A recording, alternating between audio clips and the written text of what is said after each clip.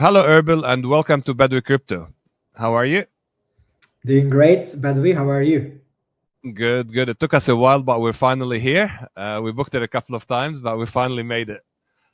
Indeed, finally here.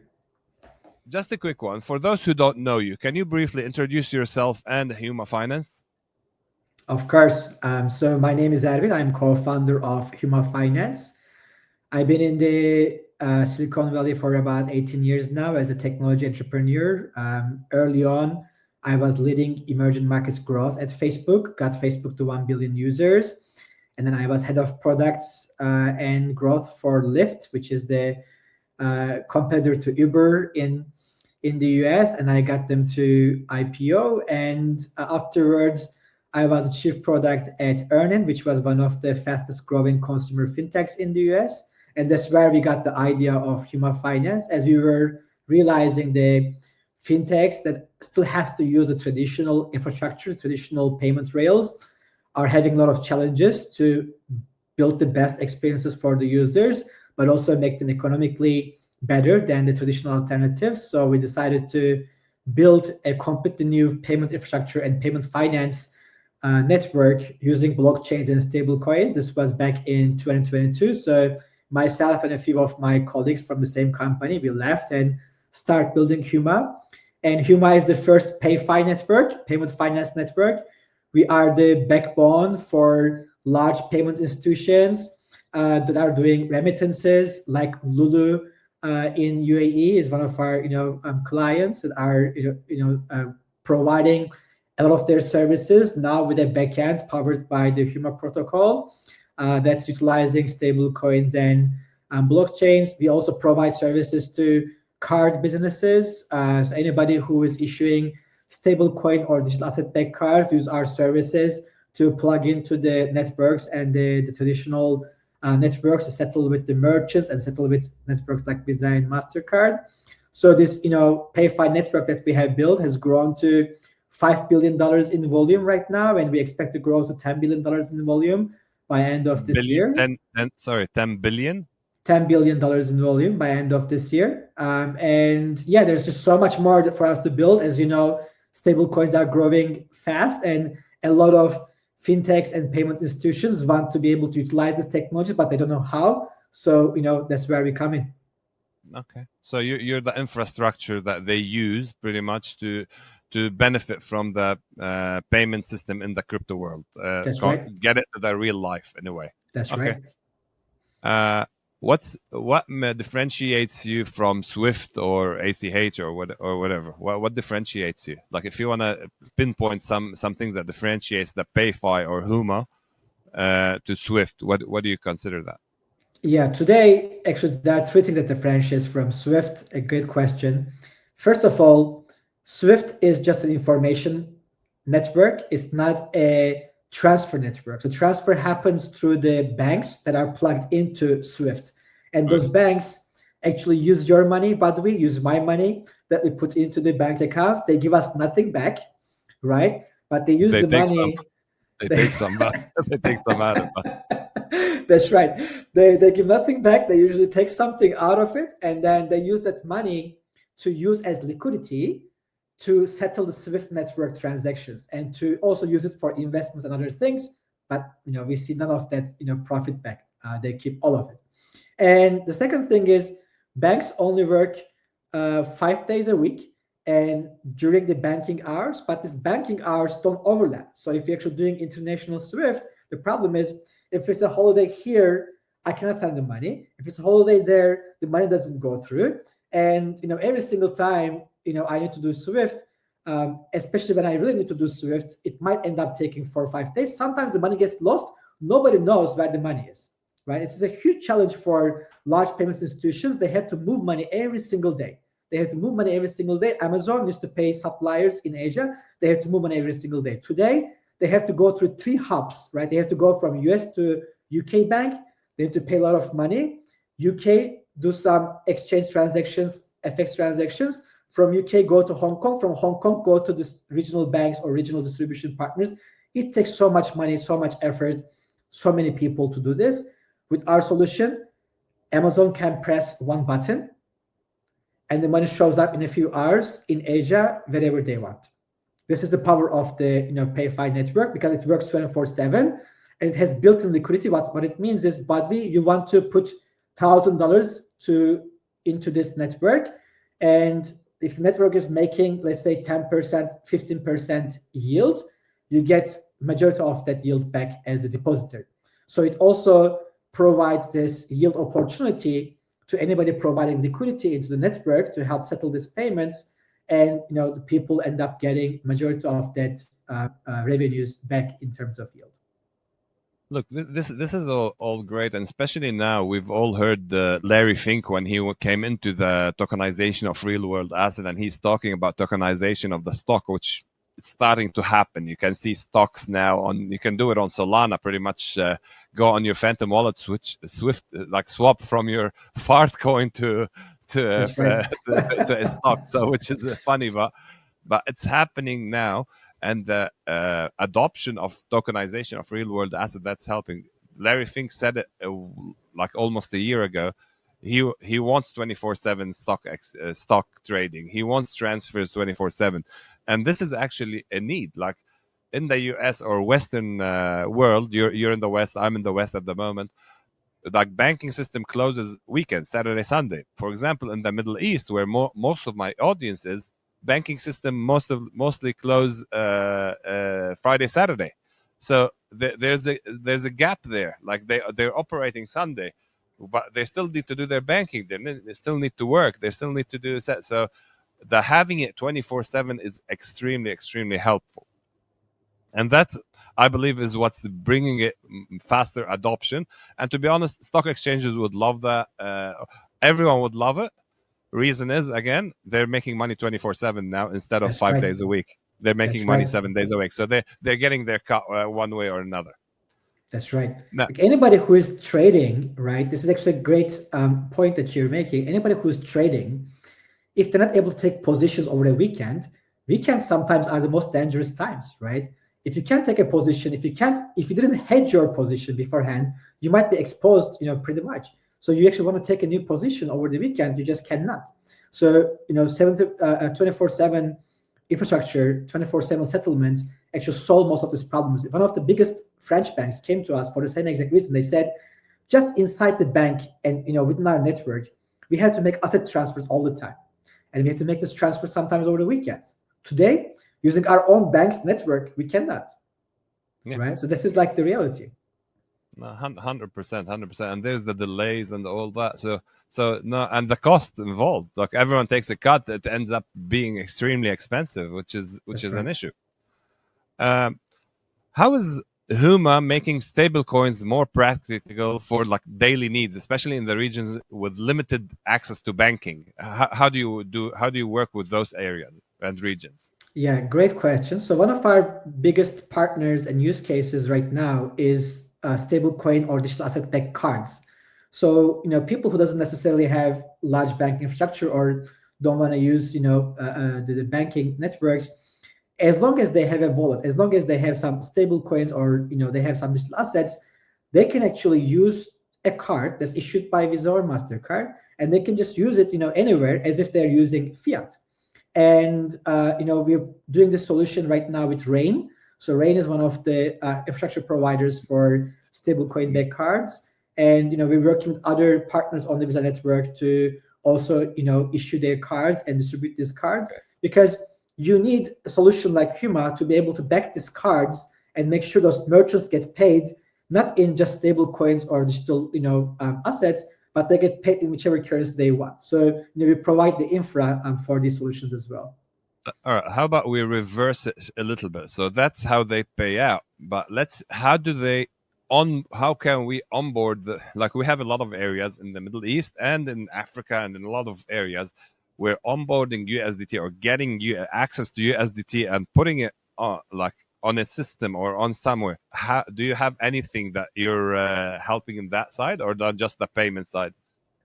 Yeah, right now we're purely infrastructure, but also we have a few different fintechs in these regions who really want to use our solution because they believe that being able to provide people 10% on their USDT, USDC is a huge benefit in these regions to bring more people and their savings onto digital assets. And they can actually do it without getting those people directly exposed to stable coins. They can have a very simple fintech interface, and they can have a very simple on-ramp experience. Some of them actually are cash experiences.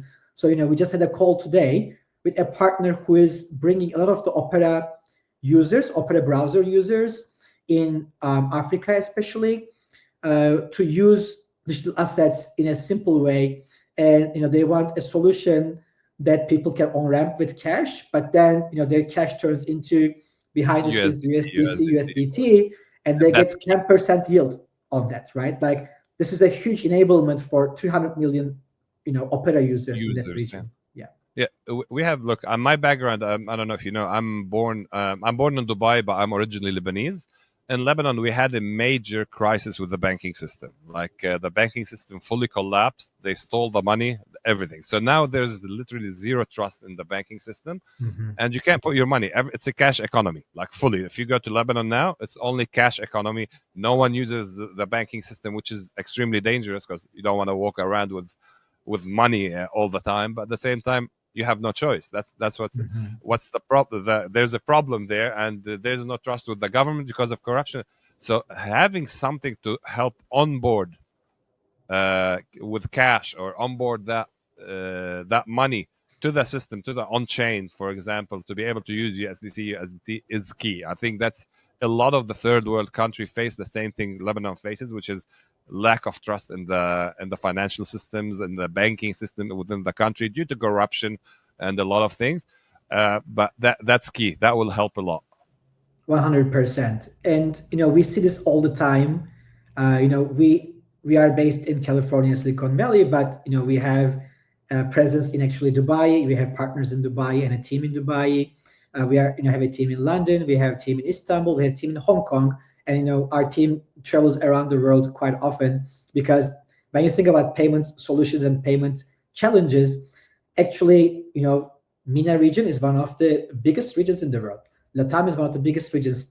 Southeast Asia is one of the biggest regions, and a lot of them actually have this, complex problems where you have lack of trust in the bank infrastructure. You have lack of, solutions. You have dollar that's like very hard to access. Even in Turkey right now, dollar is very hard to access, and dollar is like very hard to transfer around. So we actually do a lot of business with these regions, and one of our partners, Stellar, has a program called Anchors, and they are working on tying more and more cash outlets so that they can on-ramp easily onto digital assets, and those can be utilized in very simple fintech applications. And we also became part of this Global Dollar Network, GDN, recently. So we are a member with Robinhood, Kraken, Galaxy, and a few other large partners who are all trying to bring their solutions to everywhere in the world to make, again, on-ramp very, very easy, because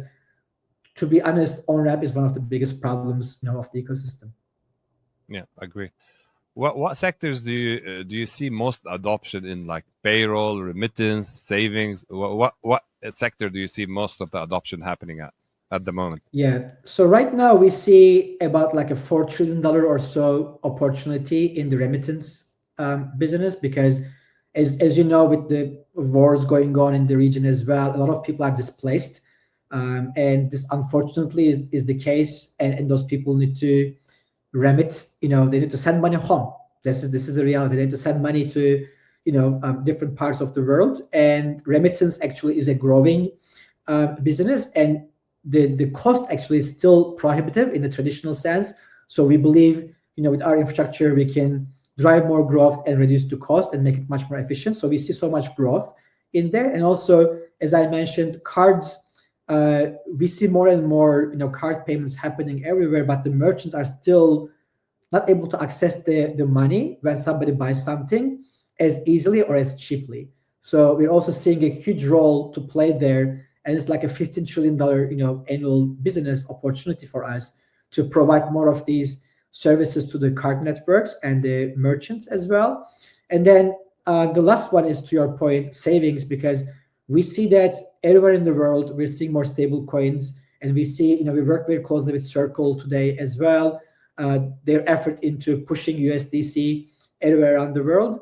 That means that if dollar is more accessible, the savings products around dollar should also be more accessible, and people should be able to, make decisions where to put their dollars into, either products like, Huma to get a relatively stable yield, or if they want to put into US equities, they should be able to do that. If they want to put into, treasury bills, they should be able to do that. If they want to put into other dollar-denominated assets, they should be able to do that. And I think it's really important because we are seeing more destabilization of economies around the world with, more inflation eating away, people's savings if it's staying in, local currencies as well. So at least it gives people a way to hedge against inflation.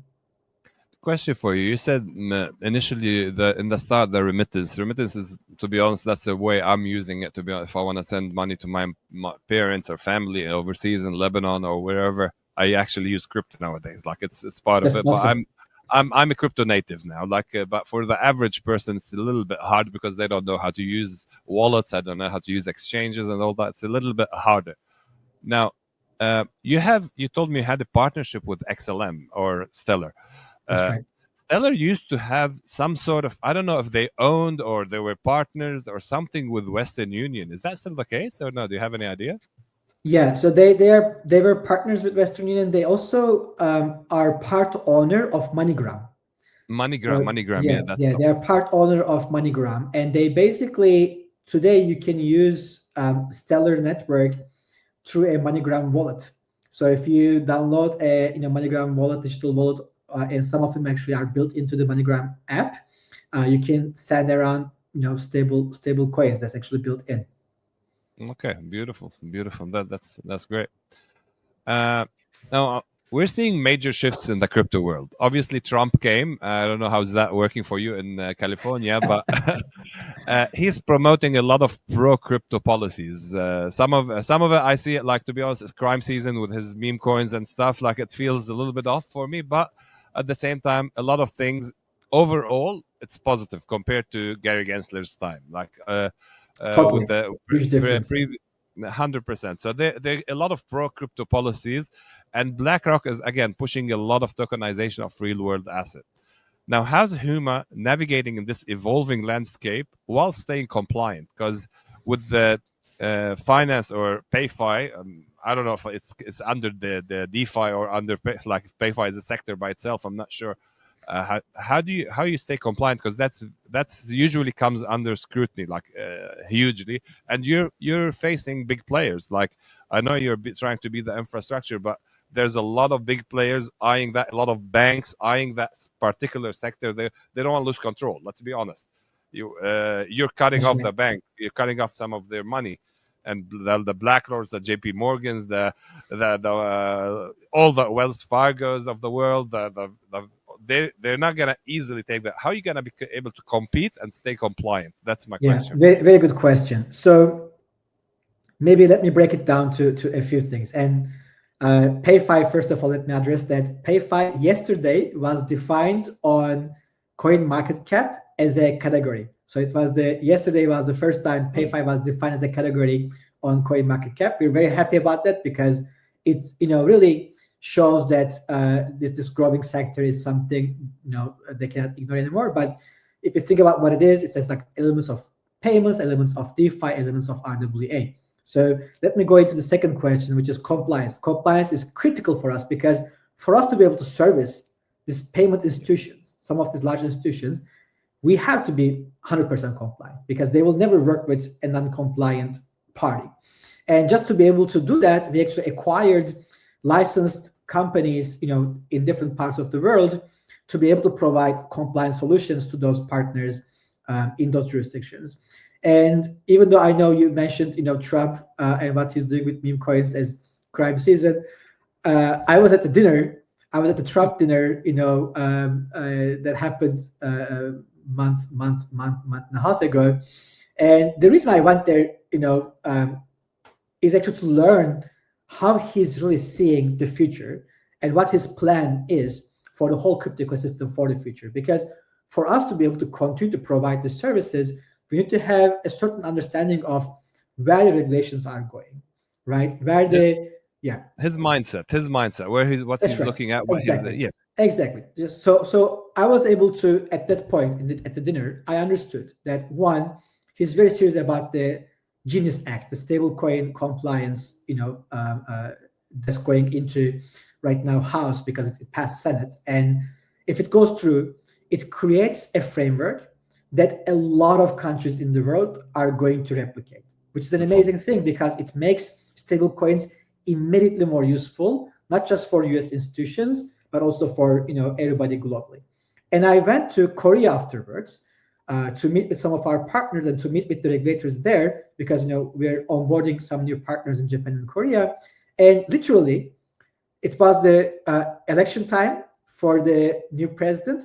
And on the TV, I was there on the TV, both candidates were talking about how they want to replicate Trump's pro-crypto policies to re-energize the Korean market, to re-energize the Korean ecosystem.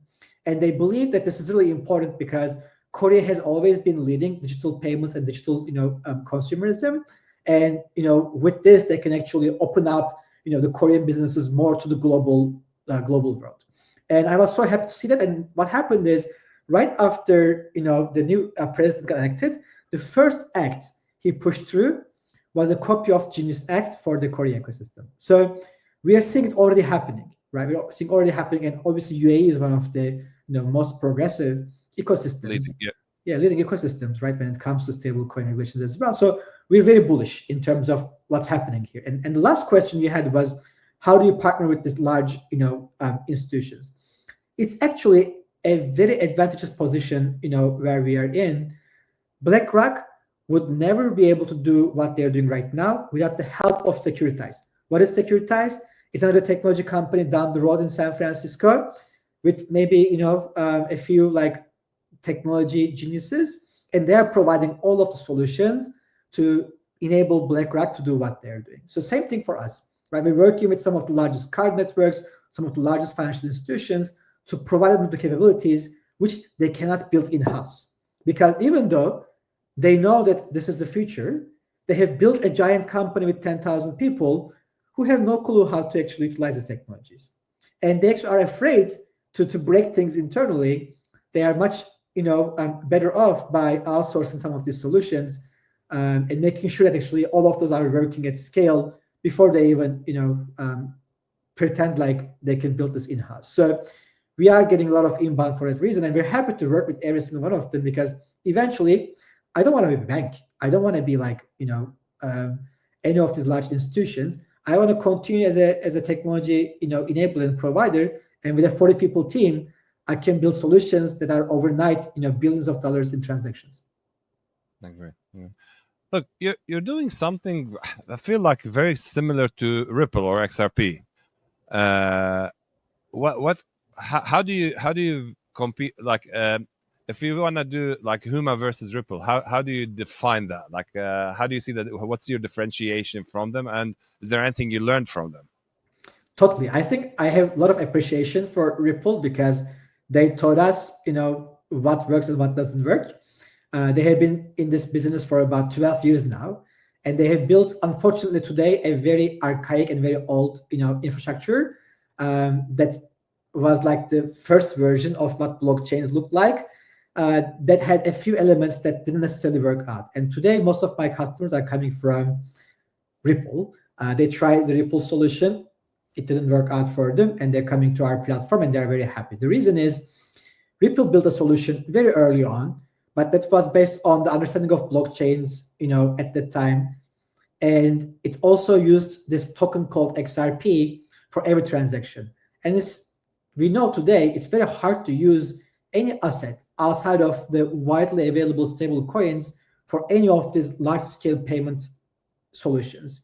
If you have to use XRP to settle, if you have to use a XRP ledger, to make the transfer, if you have to use custodies that only works on XRP ledger, if you have to always on-ramp, off-ramp an asset that you lose money on, it just doesn't work for large institutions. It doesn't work for 24/7 trillions of dollars of transactions that you need to run. So we took that as a learning and we said, okay, what solution we build has to enable you to make transactions on any chain, Solana, Stellar, EVM, whatever you want to, utilize, you should be able to utilize that chain.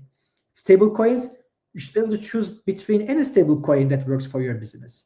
You should be able to use any compliance solution. You should be able to use any custody solution, and you should be able to plug in any other application on top of that.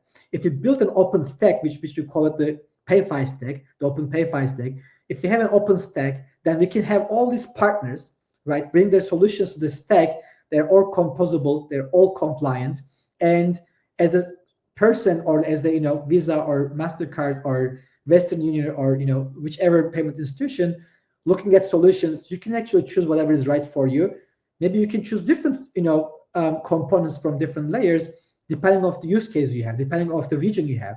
Certain regions, certain stable coins make more sense than others. Certain regions, certain chains might have better access points than others. So all of these things, if you actually can build as an open network, we believe grows much faster. And we have proven this.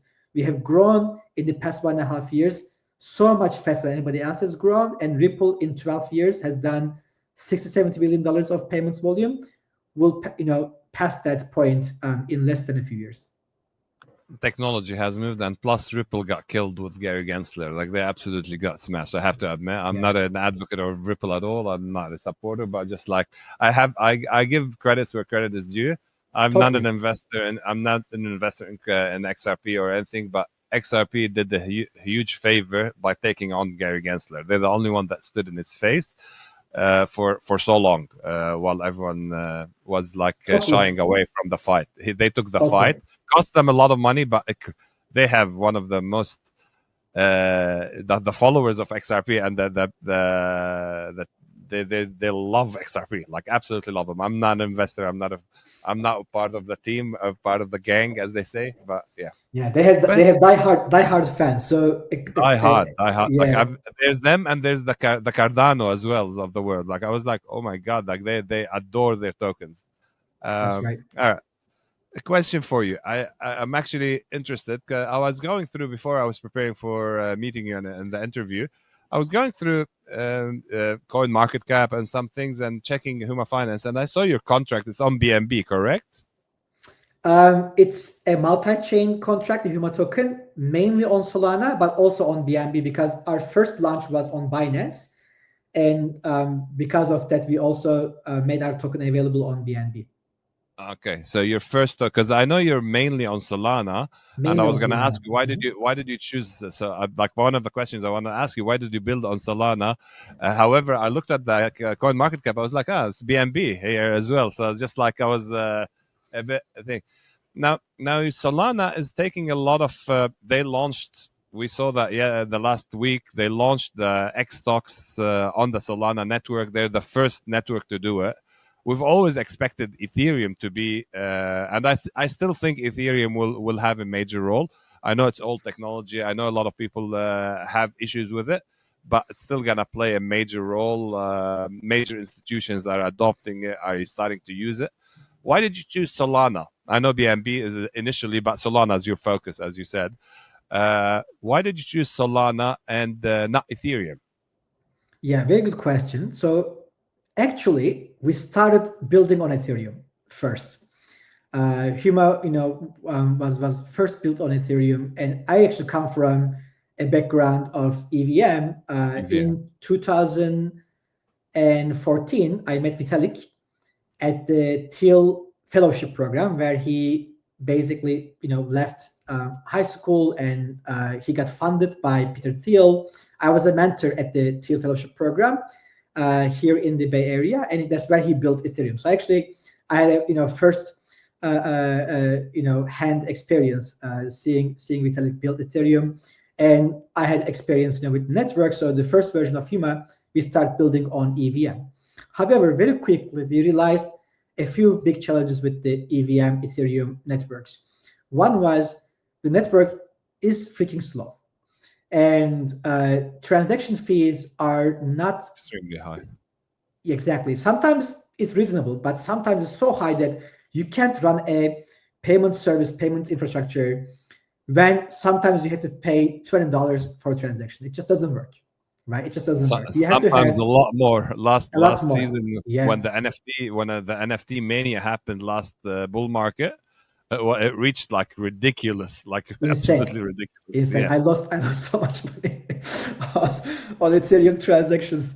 But you just cannot build a service that is about payments on a network like that. And that was another problem. And then the last problem was, because EVM became like this giant L1/L2/L3 fragmented ecosystem, stablecoin liquidity started becoming more and more fragmented across all these different L2s. And you don't have consolidated stablecoin is a big problem for any kind of payment operation, especially if you want to bring in trillions of dollars of payments, to be processed. And then we realized, Solana was becoming more and more reliable. They consistently delivered very low cost, very fast transactions, and stablecoin liquidity was building up so much faster on Solana than anywhere else, right? If you're going to build payment solutions, you need all of those things.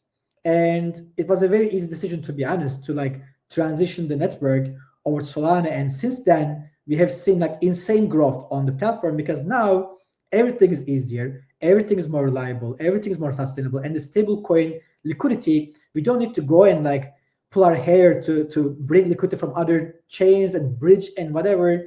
Everything is growing in one place. USDC stablecoin liquidity, you have it on Solana. USDT, you have it on Solana. USDG, you have it on Solana. So all of the stablecoin, even PYUSD, PayPal's USD, you have all of them highly liquid, available on Solana. I agree. What do you think about the base network? Is that something you're interested in considering? Because look, in the layer 2s, as you said, it's fragmented. I think the winner is going to be base because of Coinbase. Let's be honest. Out of all it killed all the other layer 2s. I got out of all. I told my community as well. I'm out of all layer 2s. The only one that's worth discussing at all is base. Doesn't have a token, but as a network, because it has the network effect and it has Coinbase backing it. And I don't think Base is gonna sit around being the number one exchange in the US, looking at Robinhood going to the X stocks without them taking a piece of that cake. And I don't see them sitting around with the stablecoin and everything with going on Solana with that taking a piece of that. So, and I think they still have a major role to play.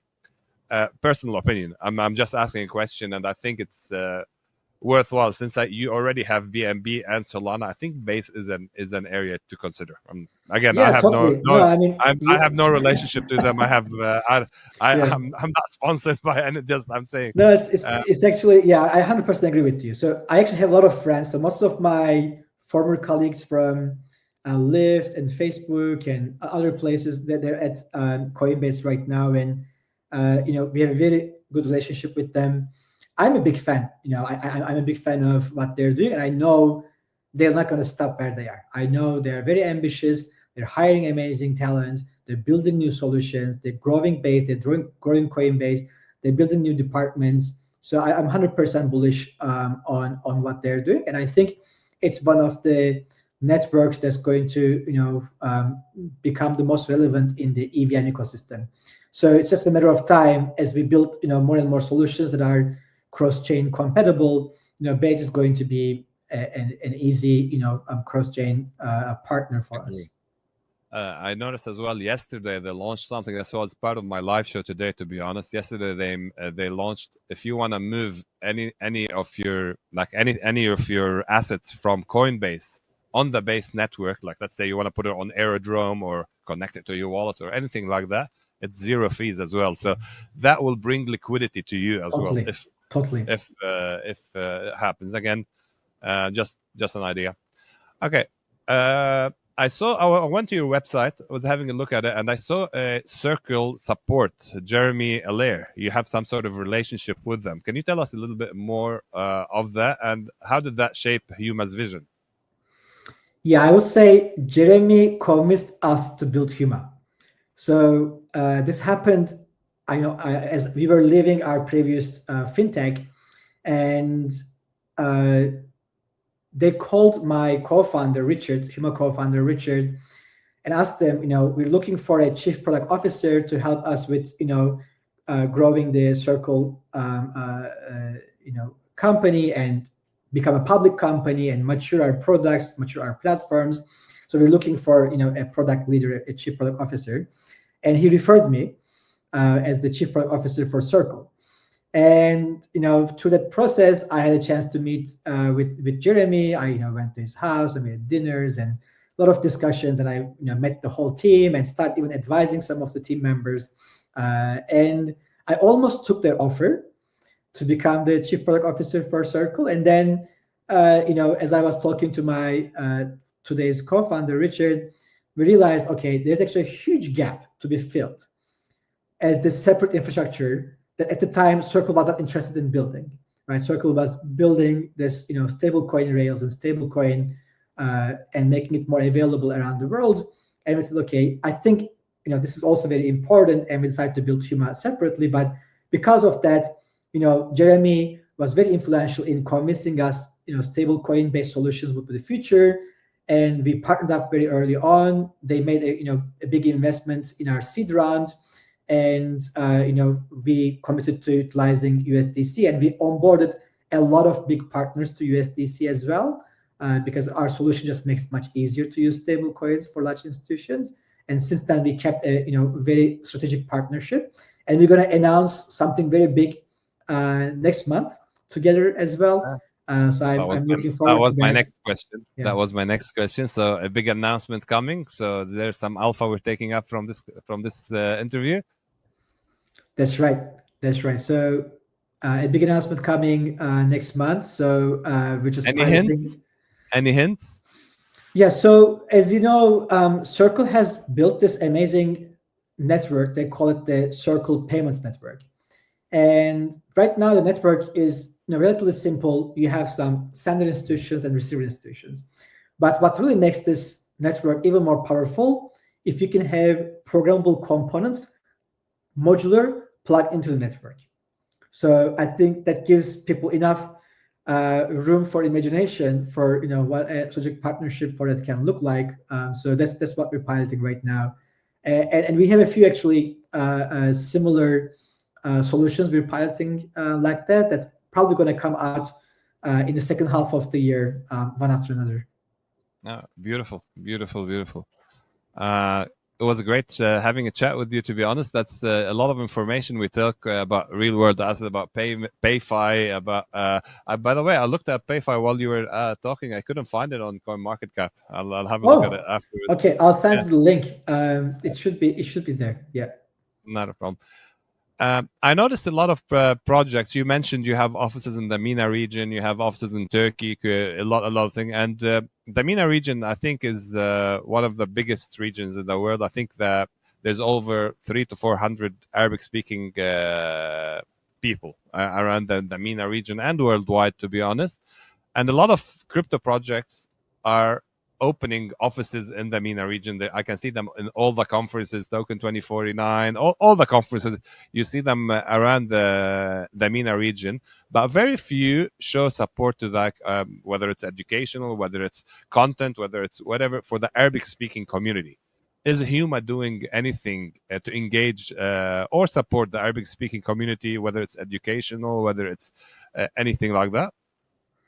Great question. So far, I would say we haven't done enough, even though it's one of the languages I'm fascinated with, and I grew up hearing Arabic all around me when I was in Turkey. And now that we actually have presence and we have people and we have a team in Dubai and we have local partners like Lulu and a few others that we're going to announce later this year, we're going to spend more effort, and we're coming to Abu Dhabi later this year as one of the key sponsors of the Breakpoint, Solana Breakpoint. So we will do a lot of local activities around that time. And before that, we plan to start putting a lot of content in Arabic to educate the audience about stable coins, accessing yield on stable coins, using stable coins for payments. Because we're more institutional focused so far, to be honest, we didn't have to produce a lot of content in Arabic, but now that we're building a larger base and larger presence in the region, we're going to put that effort in. I'm more than happy to assist you in that. If you are interested, more than happy to assist you with that and help you grow in the MENA region. That would be amazing.